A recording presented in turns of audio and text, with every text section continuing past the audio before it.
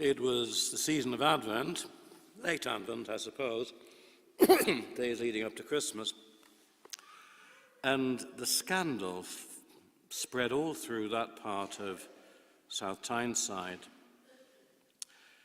A house had been notoriously burgled, and among the things stolen was a silver watch, a pocket watch. This is the advent of 1859.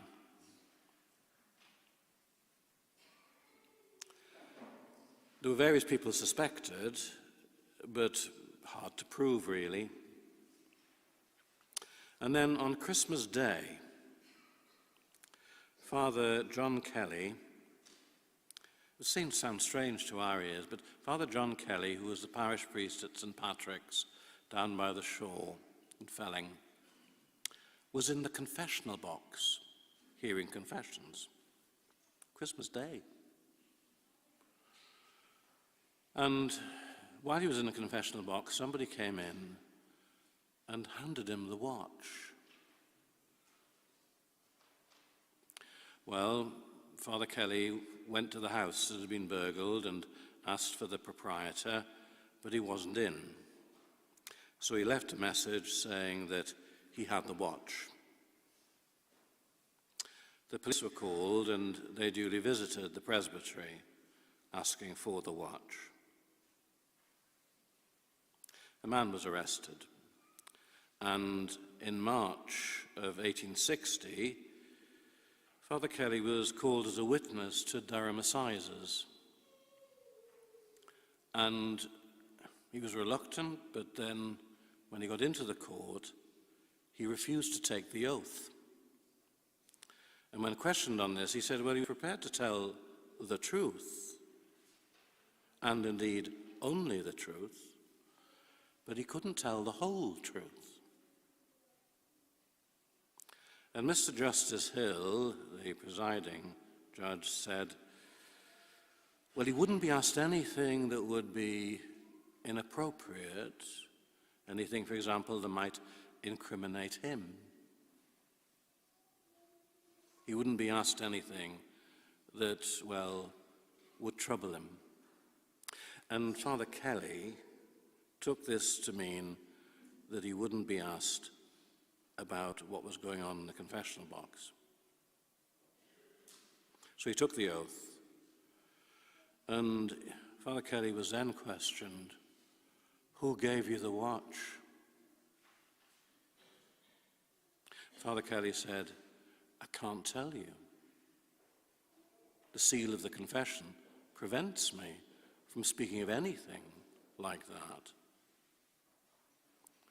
And the judge pointed out to him that, he wasn't being asked what was said in the confessional box, only who gave you the watch.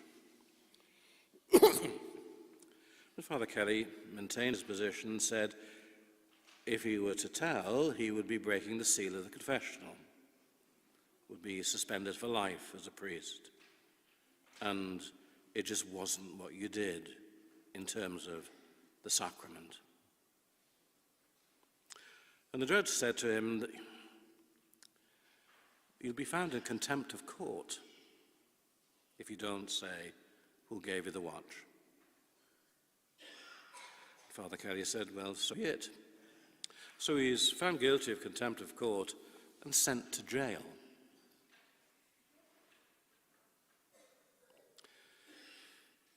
There was a huge outcry across the nation.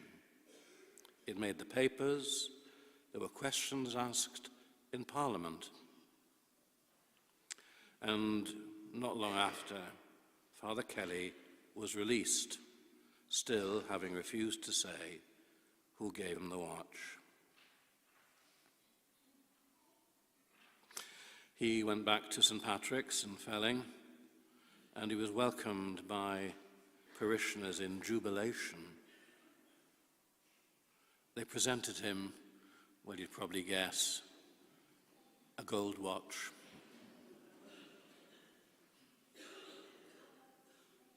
It was a famous case in the middle of the 19th century, and even now it's cited as part of case law.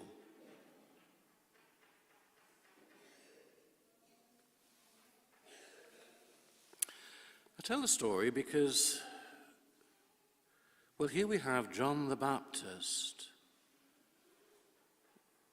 issuing an invitation to repent, for the kingdom of heaven is close at hand. As he prepares the way of the Lord, he baptizes individuals in the River Jordan who confess their sins.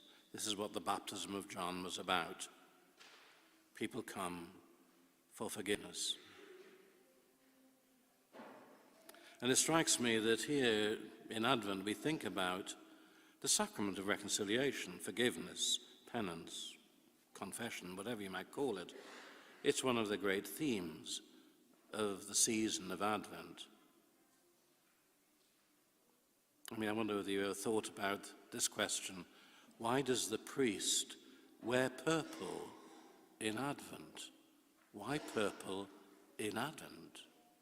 We're so used to it, we just take it for granted. And it's because there is a penitential dimension to Advent. You see, it's all about preparation, prepare the way, prepare for Christmas. And of course, for most of us, that means we think about what's going to happen for Christmas lunch, who's going to be there, where am I going to be? We might be thinking about getting the house ready, even presents. But of course, there's something deeper in all of this. Preparation for the coming of the Lord is about the heart and the soul. I never cease to be amazed by the power of the sacrament of reconciliation, the power of confession. It can have a huge impact upon people's lives. And so therefore I think it's important to emphasize this idea here in this season. If you can, take the opportunity. Go to confession.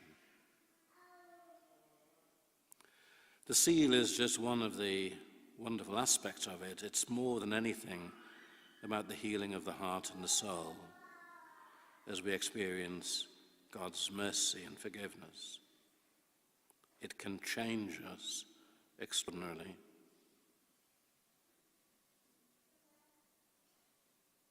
For all of us,